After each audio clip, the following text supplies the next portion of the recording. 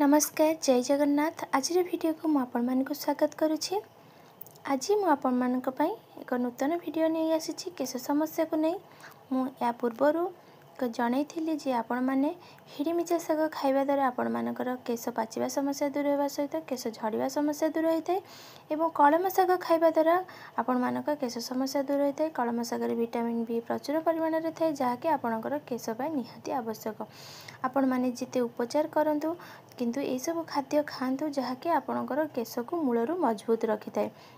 आ गोटे कथा कही रखुच्छी जदि आपण मैंने बहु मात्रा चिंता करुँच तेज मोर विनम्र अनुरोध आपण मैंने कहीं टेंशन हूँ ना। टेंशन जदि मुंडे भरिकी रहा ताले केश बहुत बड़ समस्या सृष्टि करता है जहाँफल कि आपण मानकर केश मूल बहुत वीक हो जाए और केश झड़वा को लगे। केश झड़वा बंद हो न था।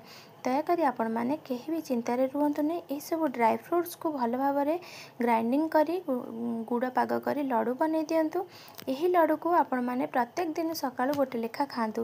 या खाइबा द्वारा आपण मानकर केश मूल मजबूत हो आपण मानकर केश समस्या दूर हो। जदि आपण मानकर अकाल केश पाचि जाउछि किंबा हेयर फॉल बहुत मात्रा रे होछि तेबे यह सब प्रॉब्लम सॉल्व हो आपण मानकर न्यू हेयर आसीबो एवं हेयर बहुत मात्रा रे ग्रोथ करिवो जहाँ फल कि आपण मानकर हेयर प्रॉब्लम्स गुड़िक सॉल्व हो जिवो।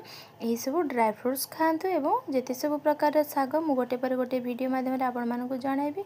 मो वीडियो को फॉलो करंतु एवं आपण मानकर नित्यदिन दैनंदिन जीवन में यही सब प्रणाली माध्यम आपणक केशर जत्न नियतु। जदि वीडियोटी भल लगुच निश्चिंत भाव में लाइक करेंगे शेयर बहु मात्रा करंतु एवं जदि नुआ अच्छा मो वीडियो को सब्सक्राइब करंतु एवं बेल आइकन को प्रेस करी ऑल नोटिफिकेशन में रुहतु जहाँ फल कि आपण मैंने मोर सर्वप्रथम वीडियोटी देखिपारे। एवं आपण मानकर जदि किसी अन्य कौन समस्या अच्छी मते कमेंट माध्यम जनातु मु से सब समस्यार समाधान चेष्टा करी आपण मानक पाखरे पहुँचाइबी वीडियो माध्यम। रहिली जय जगन्नाथ।